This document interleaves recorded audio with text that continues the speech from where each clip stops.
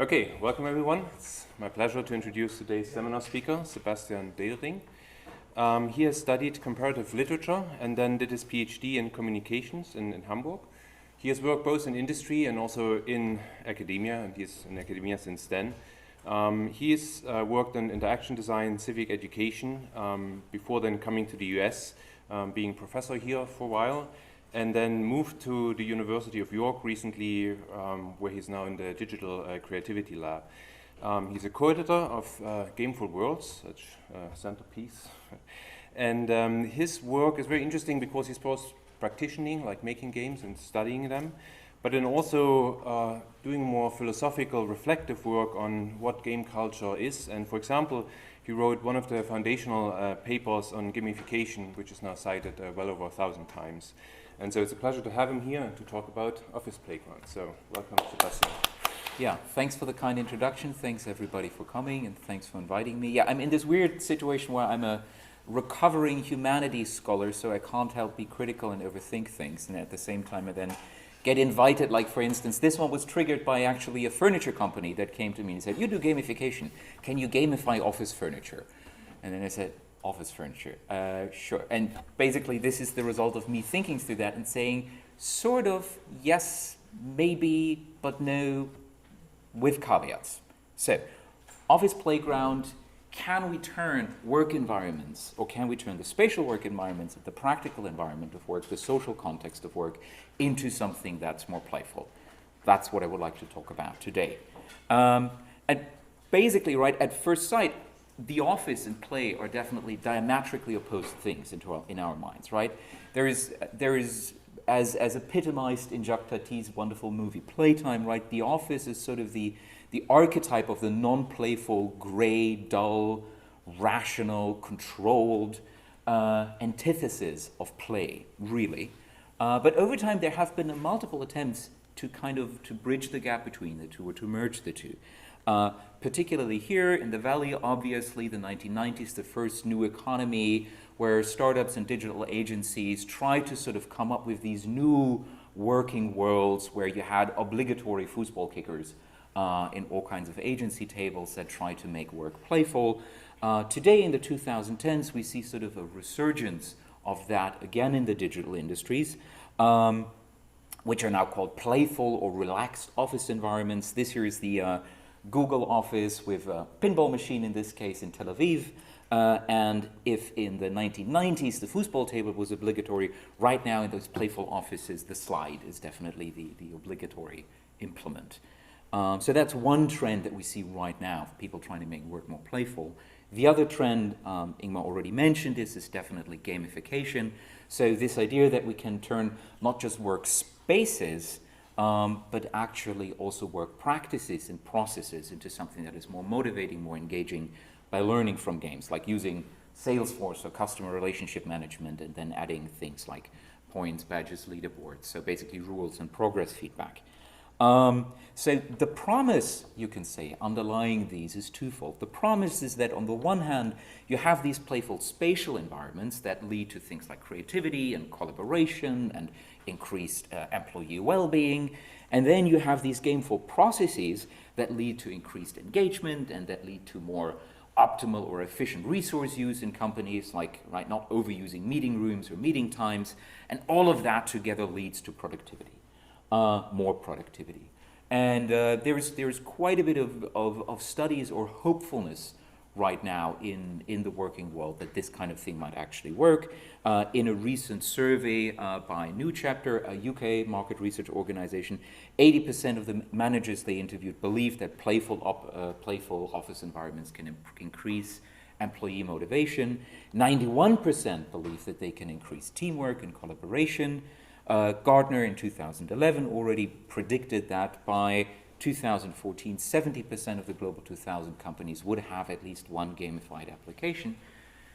And if we compare that with the research that we have in education, in ethology, in psychology, we know that playing as an activity is actually something that has all kinds of beneficial effects that we might be interested in, right? We know it's highly engaging, it reduces stress and anxiety, it fosters trust and relatedness between workers, It fosters deep conceptual learning. That's why we have things like game-based learning or playful learning. It fosters creativity and problem solving. It satisfies basic psychological needs that we have, so it directly improves our well-being.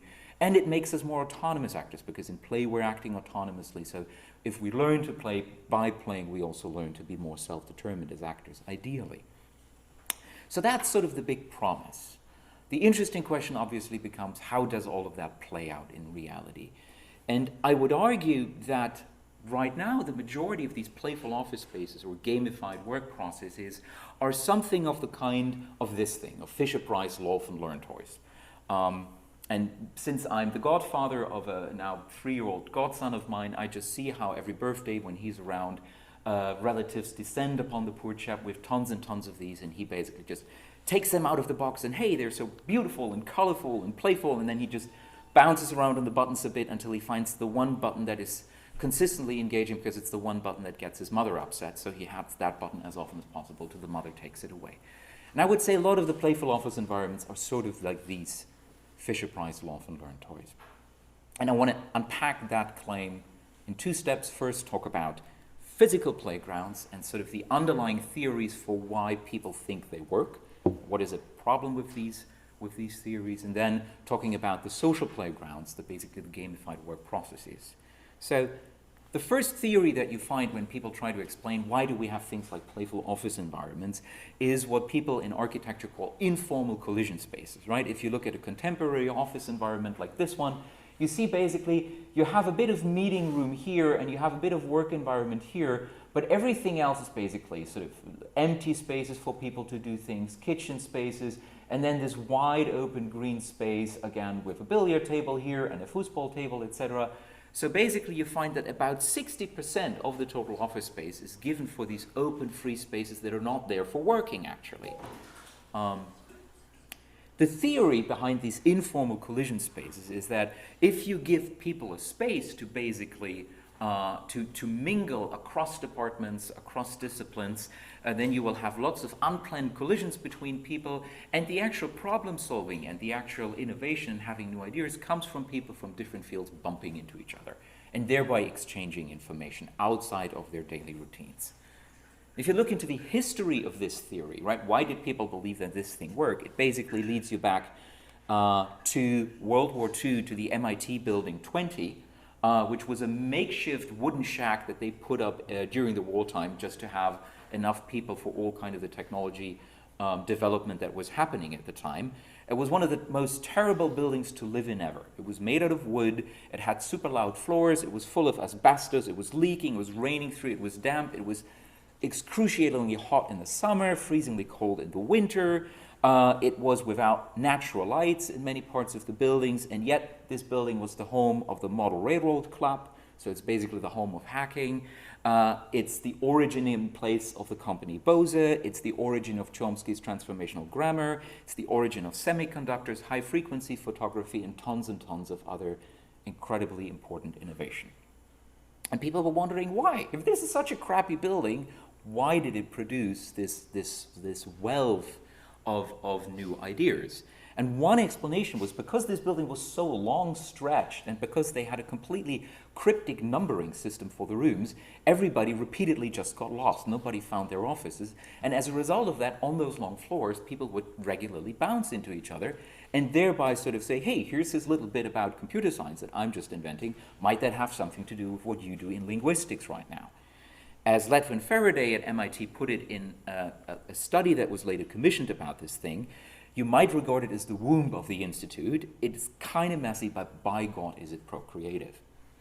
And then we find that in the 1990s, in the 2000s, this theory would then, this sort of accidental happening was turned into an explicit design strategy.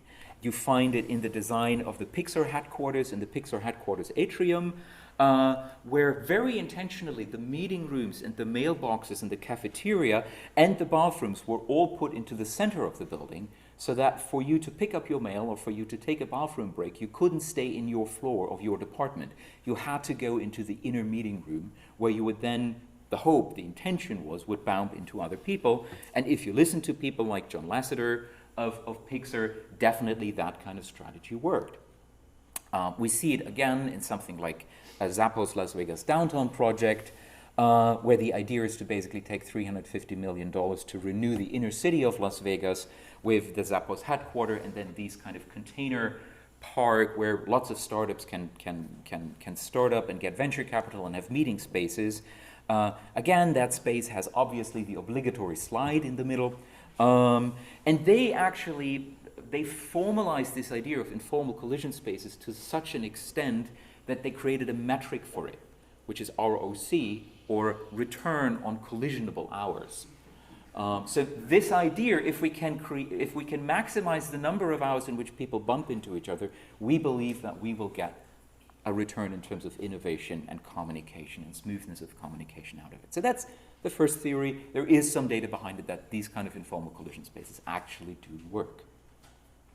There is, though, a second theory around these kind of playful office environments that I would claim doesn't work that well. And I call this theory, for want of a better word, the slidification of office environments. It's this idea that if you give a certain physical space the looks, the surface properties of toys and playgrounds, then somehow magically creativity and well-being will result from that. And if you do any kind of Google or any kind of image search on things like Pinterest or so for playful office environments, like you see automatically all kinds of these spaces pop up, particularly in the startup industry. In the business press, you see all kinds of articles about these playful office environments. And what does characterize them if you look across all of these? Well, first of all, as I said, it's slides, more than anything slides. These are all the Google offices with slides. By a project colleagues of mine in Tampere who've looked at that. Lots of other companies have copied that with even more slides and kind of wall baskets in their different offices. But more seriously, if you're trying to tease out the different design features that these things have, it's usually bright open spaces with lots of colors and with lots of more informal seating implements, like beanbags or stuff like that. You will find artificial grass, and you will find basically any kind of toys actually in the room, like football tables or billiard tables. You will find round shapes and kind of spaces that actually evoke outside playground into exteriors. You will find lots of clashing primary colors, and again, more artificial grass, even more artificial grass, and you will find then swings and stuff like that. Slides, as I already mentioned, lots of open glass to look through, and even fiction is used, even kind of pretend play is used in these spaces. So you have meeting rooms that are equipped to be the White House, you have meeting rooms that are equipped to be basically a medieval castle, you have meeting rooms that are designed in order to be a subway station and then a subway, or you have things that look like the underground layer of a James Bond villain, or things here that are these kind of weird garden spaces with fake wood that then open out into this large open garden space with lots of pinball tables in that case, or even a golf thing if you don't like that kind of artificial grass, or little wooden shacks, or, as I said, James Bond underground layers of villains as meeting rooms. So if you zoom out and say, okay, what is it? What's the reoccurring pattern here in these interior designers? What is it that obviously they're thinking about? It's definitely a wide open space with high ceilings, glass, and light. It's toy colors, primary and pastel colors. It's toy materials, wood and plastics. It's playground materials. You use grass, sand, and trees, artificial ones. Playground installations, you see slides and swings, caves and balls, all kinds of toys that adults would play with, so arcades or football tables, and using fictional themes, right? The overarching idea is if we can create the office space so that in all its surface features it imitates how a playground looks and works, then surely we will create a space that gets people into a playful mood, into a playful mindset, and thereby creativity and well-being happen. And to me, sort of the epitome for this kind of design principle that went through the design press 2-3 years ago and was celebrated is this little store here, Juju Toy Boutique, which is not an office space, it's a toy boutique at the Grand America Luxury Hotel in Salt Lake City, Utah. And so basically you have exactly this kind of large space with lots of toys placed in there, and you have your artificial trees, and you have all your implements put out. And then on the one side of this thing, you have this one interesting interactive wall. If it plays, yes. So you have this interactive wall with all of these kind of little pictures, with virtual fictional creatures behind the pictures.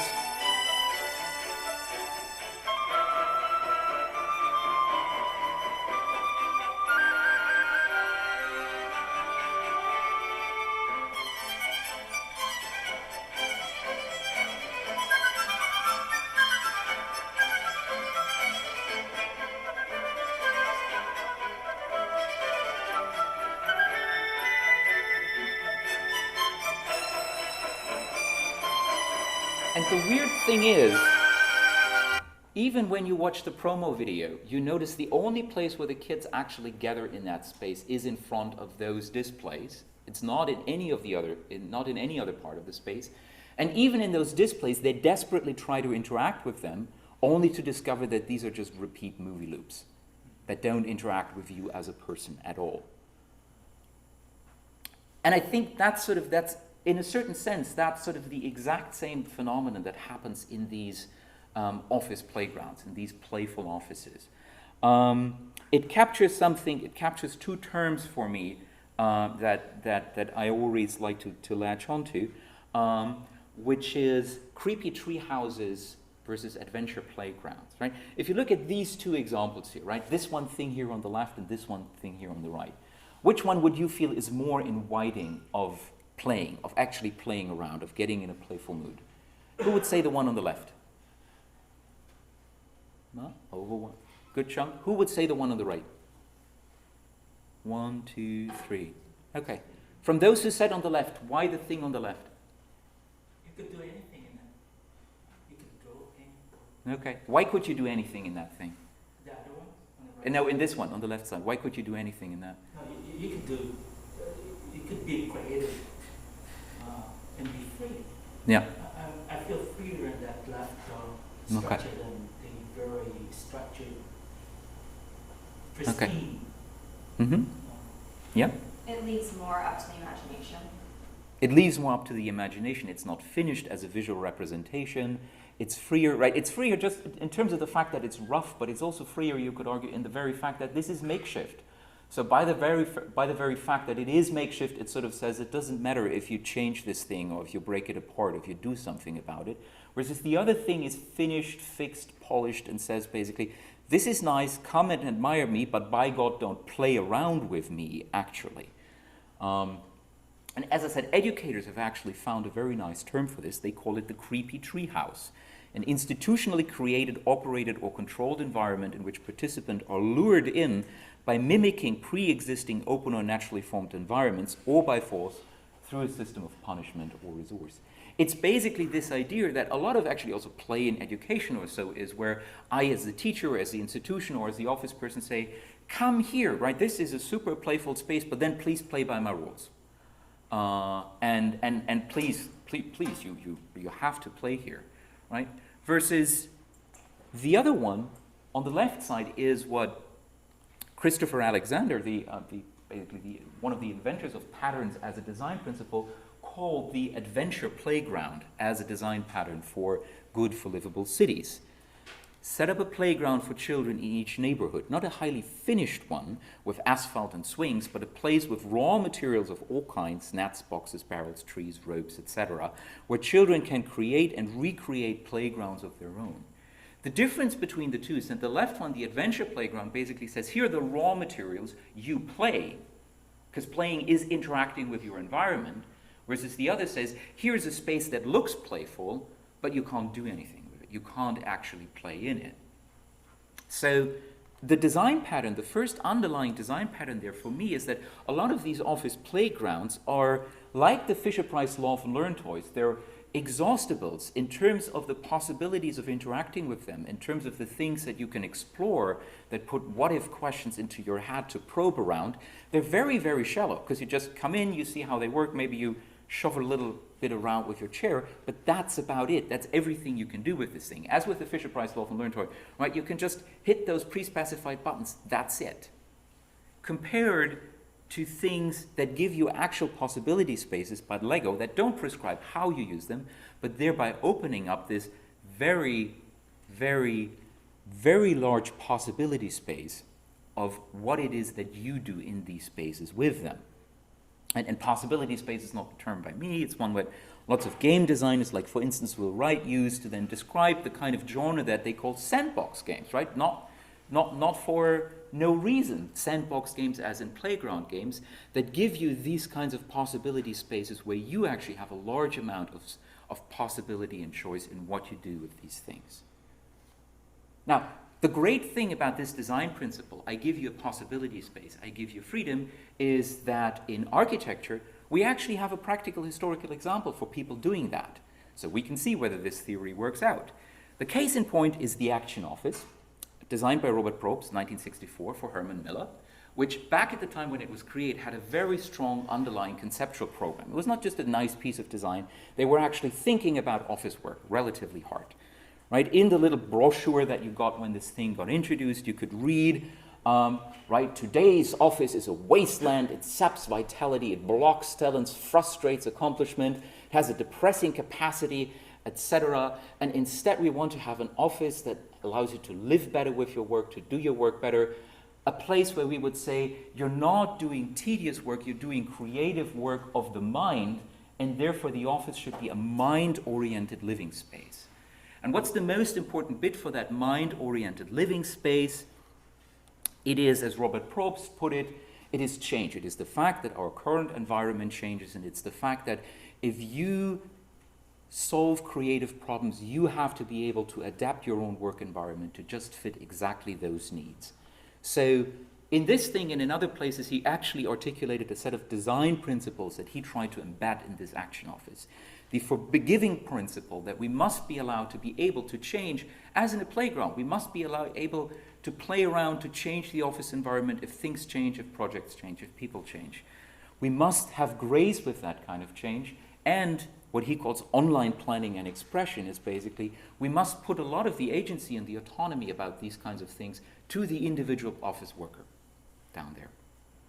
And he didn't just articulate these kinds of principles, he was also one of the first ones to say, hey, there is something about collisionable spaces, right?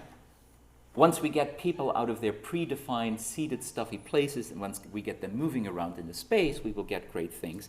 And he was one of the first, one of the other kind of most recent trends, people who said we should have standing desks, we shouldn't have sitting desks for the very same reason. So he had these list of great dictators that were standing, and we all should be standing.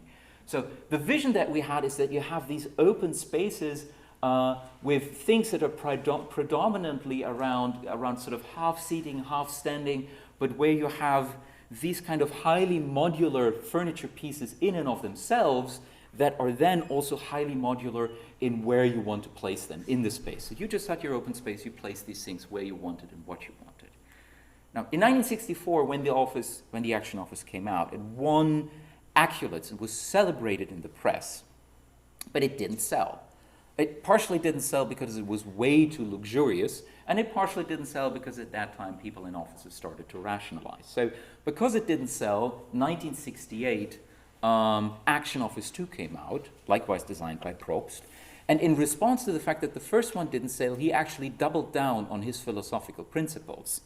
Now, he said, all components of the office, even the individual little pieces, have to be mobile and remakeable. The whole idea was basically to design something that was completely invisible, that disappeared from view, and that would allow you, the individual worker, to completely configure your workplace however you want it. It was literally the office reimagined as Lego building blocks, together with basically tack boards of all kinds, so that you'd say, I don't tell you what kind of images or stuff like that to put in the office, you can do this thing. Action Office 2 took off in sales, was rapidly implemented and adopted across all kinds of offices, was rapidly imitated. There are now like 40-odd different interior furniture companies that do that kind of design, and the way they do it is basically today's reality, which is the cubicle hell. the Action Office, which was designed to be a total modular playground for the individual worker, became quite the contrary, a system used to basically trap everybody into a little pre-specified rat cage. The question obviously is why? Well, as Robert Probst himself noticed, the dark side of all of this is if you give you something highly modular, is that not all organizations, as he put it, are so enlightened to then actually give their employees the freedom and the literal physical free space to do that kind of thing. Instead, they use this very system in order to be as rational, space maximizing, and sort of efficiency maximizing as possible. The thing that the office playground overlooked, and the thing that is very hard for you as a designer to bring into the space, is that if you want to design for play, you don't just have to give people toys that are open for exploration and open for recombination. You also have to underspecify them. That is, you should not prescribe how they are used. You should give that agency to your users. My favorite example for that is Minecraft, obviously, as kind of the digital version of Lego right now, where in Minecraft, likewise, right, what you do with these things. So if you want to do beautiful landscapes or ships or video game characters or 2-scale representation of the USS Enterprise or a virtual penis, that's up to you. And actually, that's a good sign for once, right? We have this sort of semi-joking metric in internet research, which is time to penis, which essentially means, right, if the litmus test whether you actually created a generative system for user-generated content is if people can abuse it in that way. And then you actually know it's generative. Then you know it's not prescriptive, right? And we see how people basically find these possibility spaces, like in things like Farmville here in this case, where they discovered, hey, I can do pixel art with this. In Amazon customer reviews, obviously, where then people basically use the customer reviews to wax poems on Tuscan whole milk, inspired by Edgar Allan Poe's The Raven. And it is that exact license to appropriate however you see things fit that actually makes all the other spaces we already talked about work, that differentiates them from the cubicle hell. As Paul Penfield of MIT put it, it was the temporary nature of Building 2, the very fact that it was just as ramshackle as the adventure playground, that gave everybody the material license to just basically use and abuse it however you saw fit for your particular needs and purposes. In the same way, the creativity sparked by things like the Pixar headquarters is that in that downstairs room of the animators, it's not just that the room is configurable, but that the room comes with the social license for people, that they can reconfigure it however they see fit, so that an individual animator might discover, oh, there's an air duct next to my office, and if I go into that little air duct, there is actually this little air duct room. Hey, let's turn that into a love lounge, right? So to summarize this first portion, if we actually want to create office playgrounds that are true office playgrounds, then the two things that we need, I think, are not necessarily things that remind us, that imitate the surface properties of toys or playgrounds. We need a possibility space of rearrangeable spaces, objects that are manipulable, that are trashable, that allow you to bring your own stuff. And then they have to come with the social license to actually play around with that stuff. Which brings me to social playgrounds. So shifting from the office playgrounds to things like gamification. The idea that we cannot just turn the spaces themselves more playful, but actually the activities, the processes in which we engage. And again, this thing has a very long prehistory. In the early 1950s, the sociologist Donald Roy already worked in one of these drill presses, and his beautiful paper Banana Time observed how people, even in this kind of hyper-controlled work environment, managed to find a little space of play in piecework by, as he put it, citing an earlier paper, just like a woman that had just to wrap lamps, in the very fact that she could find a little bit of variation how she would wrap the lamps, or set herself a little goal, she find her scope for initiative, her space for freedom, and in that, a little game to play. And that again then found its kind of echo in the 1990s, in the first new economy, in things like the fish strategy that then swamped basically the business literature at that place. Work made fun gets done, and today we found it as gamification, as this idea that we can use game design elements in other practices, processes, or systems to make them more engaging. in the office workplace, particularly in terms of employee engagement and in things like resource optimization, like energy saving in the office or things like that. And the basic underlying theory in the majority of gamification applications right now is very much either a behaviorist theory or it is a homo economicus theory. It says the great thing about games is that they give you very clear rules and feedback about everything you do, right? They're data-rich environments, and whatever you do, you get great feedback about it. They have very clear goals, very clear procedures. All of what you do is very clearly incentivized, so that motivates then you to do the rationally optimal activity, and so therefore you do the desired behavior if basically we engage in this little piece of mechanism design. And if you look across kind of the majority of gamification applications, that's actually the language in their marketing applications that they use, that they say these are basically a new version of reward systems that we can use to nudge behavior into the direction that we're interested in. Now, the interesting thing here, again, is then if you look into reality, that a lot of that starts to crumble. The big issue with gamification, taking game mechanics understood as incentive systems, into non-game context, is again that we're missing out on the context here.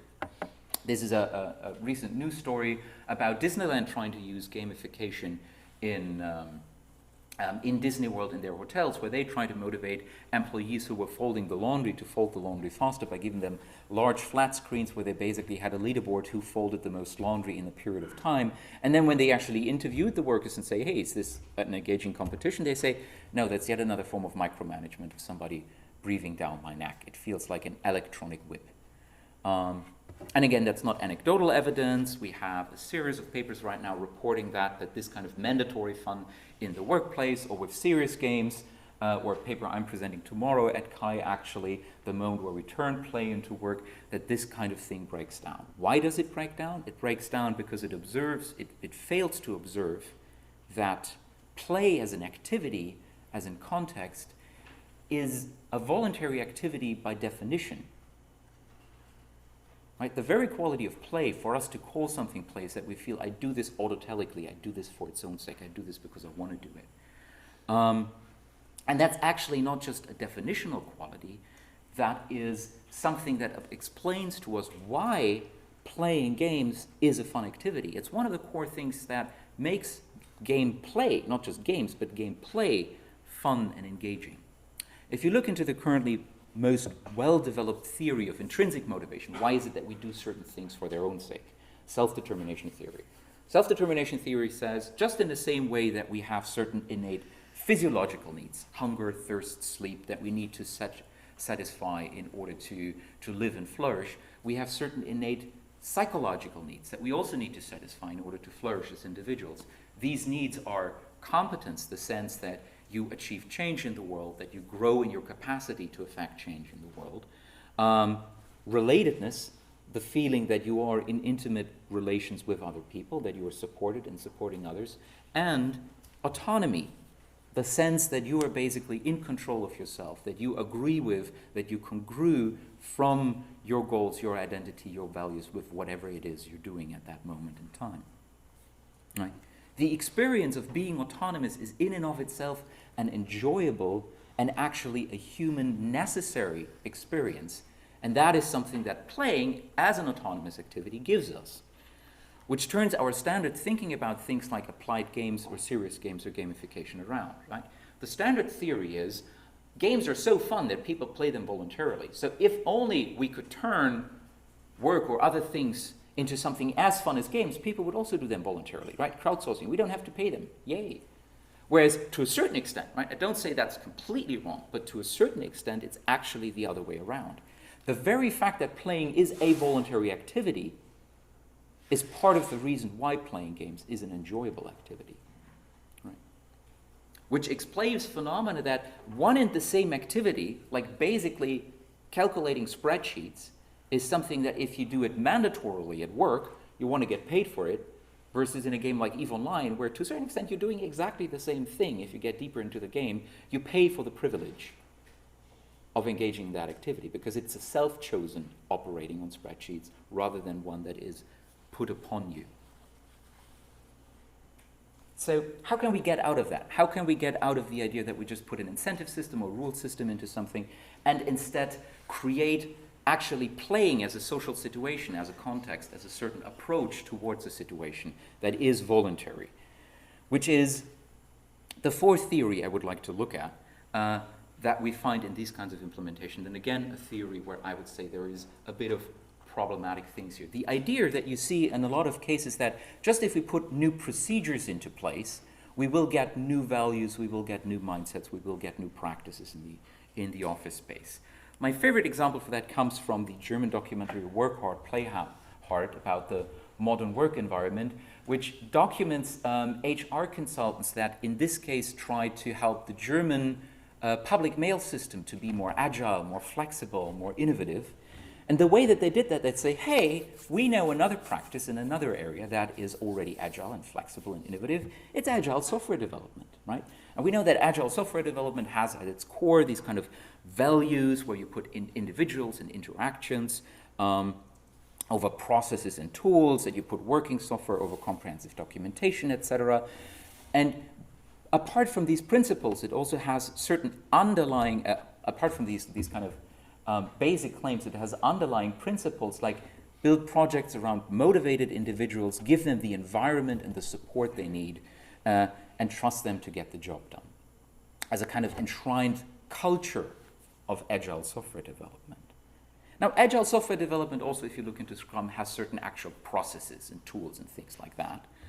Things like the Scrum board, which is this public representation of the information of the software process and how people move through it. And then if you study how these HR professionals actually implement agile software development in the German public mail, you see that they latch onto just those processes. In the end, what happens is all the teams, likewise just the customer representative teams, get a Scrum board, which is effectively nothing else but a performance measurement board with certain numbers as they implement it. And instead of the principles, instead of the lived philosophy of agile software development, right? Self-motivated teams, trust them to get the job done, give them self-determination to do that. You find that you still have at everyday Scrum meeting, which becomes an empty ritual, you have the manager standing literally on one side of the room and the other standing on the other side of the room, the team, the manager looking at the numbers and looking angrily at the team saying, well, our numbers don't add up, I wonder what we should do that. Which, in the very same way that we've talked about physical playgrounds requiring a certain social license other than just the physical space, reiterates the same point that as designers, we might be able to put these physical things in place and we might be able to design new processes and rules and rituals and procedures offloaded in interfaces if we want to. But again, how that kind of stuff is lived and practiced is something that is very hard for us to design. That depends on the community of people present in the ground. Candy House, a big UK casual game developer, is a beautiful example where, again, you have these kind of playful office spaces all around, celebrated for that across the press. And then if you look into Glassdoor, how people report about their actually lived practice on the ground, right? People say a lot of micromanagement, big teams, knee-jerk copycat chains of directions, mid-sprint, frequent prolonged crunch, etc. So basically the lived culture in these playful spaces is the exact opposite of what play would be. Which leads to the question, what are the shared values of play, right? So if the thing that we're missing out with these gameful procedures and these playful spaces is the actual lived practice and value of playing together, what is that constituted by? Where luckily we can look into a bit of sociology and to a bit of ethology and developmental psychology. Well, the first principle of play is that it is an autotelic activity. We do it for its own sake, right? Play is something where I perceive I do this because I want to, because I enjoy it, because I'm now focused on doing the activity rather than doing the activity for something else's sake. And that leads to the fact that this is, by definition, intrinsically motivated activity, something that gives me enjoyment as I am doing it. This autotelic activity is supported by a license to explore and experiment, to toy around and to fool around. But that kind of experimentation and experimentation, which can sort of devolve just into silliness at certain points, is then also counterbalanced by a focus on mastery, right? If you play together and the other person right next to you sort of does a half-assed job in that, and okay, I'm doing these moves, if they're not really in it and trying to win in parallel of that, you would say they're a spoiled sport. They're not really playing well. It comes at the same time with a high value for autonomy, not just mastery, so that every individual person has a high degree of personal agency. And all of that is enabled by a safe space, right? If you look into what are the spaces where children or young or animals play, the answer is it's usually a space where the parent is right around the corner and you have visual eye contact to the parent, so you know whatever I do, the parent will watch out. This will be a safe space. No matter what I do, nothing bad will happen with me. That safe space in games is enabled by virtue of the fact that we typically decouple play and gameplay from serious consequence, which allows us to fail without consequence in these kinds of spaces. And it is enabled by a shared social norm that we should watch out for each other's mutual enjoyment. Right? If I'm noticing that you're not having fun at game, well, then we should change something about that, because then we're not playing anymore, and then it wouldn't be fun for me anymore, which in the earliest forms of play we call attunement, or attunement play, right? If we're playing games together, this is a terrible, terrible situation, right? Bah! Splash in the face, because it triggers then this fear. Oh my God, right? Will that boy on the other side now start to cry, which would ruin the play situation because we're not having fun anymore together, right? And then the happy relief, you see, no, okay, he's enjoying it. I can continue to soak you. And in the other case, right, in order to repair the play situation, you would probably have taken the water gun, go to the child, give it into the hand of the child, and say, okay, now you can soak me. Okay, this is all fine. We're doing this to have fun together. Which is a moral principle Bernie de Koven has called the nature of the fun community, that having fun or enjoyment together takes precedence over whoever is going to win the game. This kind of precedence of having fun together then gives space for playing around for things like benign transgression together, like covering your office colleague's office space in aluminum foil, and it requires and builds basic trust among each other, right?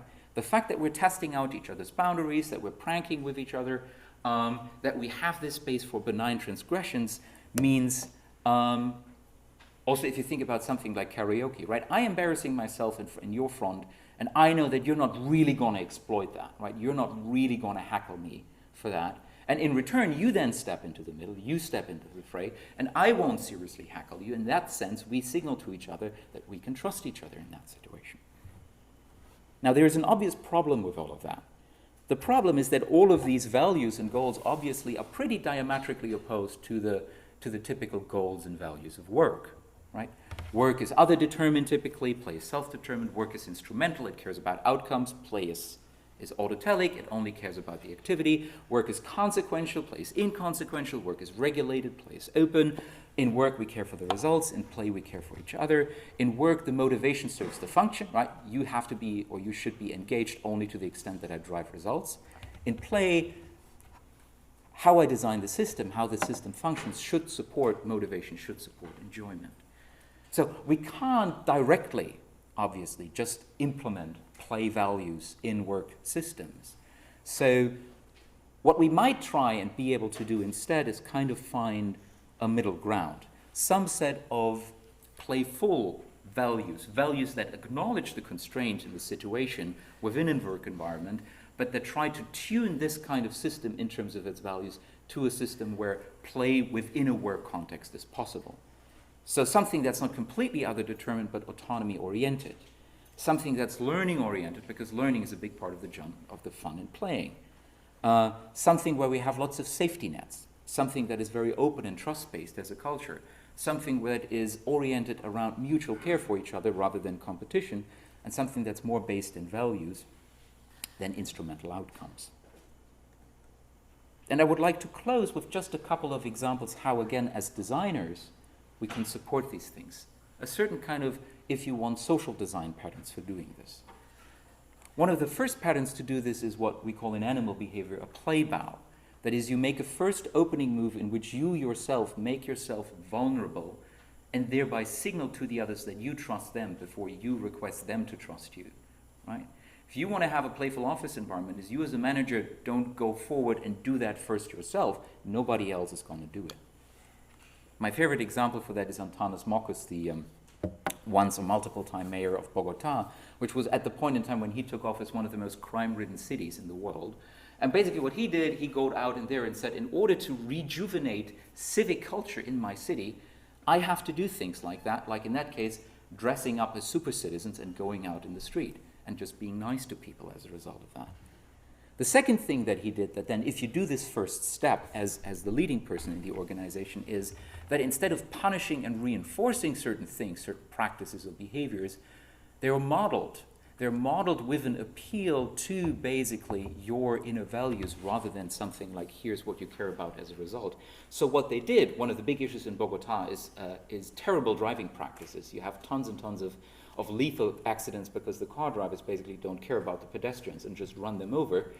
Instead of increasing the fines for car drivers, he put mimes on the street that walk the pedestrians across the street. And if you as a car driver would drive aggressively, the mime would ridicule you. Instead of punishing you, or instead of paying you, instead of putting you in a jail. The result, traffic casualties were reduced by 2/3. It's modeling the values rather than reinforcing them. Obviously, you have to allow failure, right? It doesn't mean we should celebrate it necessarily, but you have to find a culture in which, again, failing is okay, is made sense of, is made productive. And even though you could say the ultimate goals of an organization or of a workspace can't be changed so that it's just everybody's individual and mutual enjoyment, we can give individuals in a work organization a large amount of freedom by saying we have our overarching goals and shared values, how to deliver on these goals, but how you practically do that is completely up to your individual agencies. We just check in with you whether you do that well, right? Practical example, Zappos. Typically, right, customer service is one of the most autonomy-thwarting, non-playful, most controlled work environments because you literally are more or less a human robot working through your ring books, reading off the sentences. Zappos, highest retention rate, highest customer satisfaction, basically says, hey, make the customer happy, the rest is up to you in that kind of environment. So, to conclude, if we actually want to have engaging, playful work playgrounds, instead of creepy slidification of our offices, or gamification that puts practices and rules over actually lived values, open collision spaces are actually a decent idea, but they should also come with material possibility spaces and the social license to appropriate them. That is, to actually have that physical play space and do with it as you see fit. You should put lived values, and again, those are very likely not play values, but maybe playful values, over particular rule systems through social spaces where people can engage in these values and modeling them instead of punishing or reinforcing them. Thank you.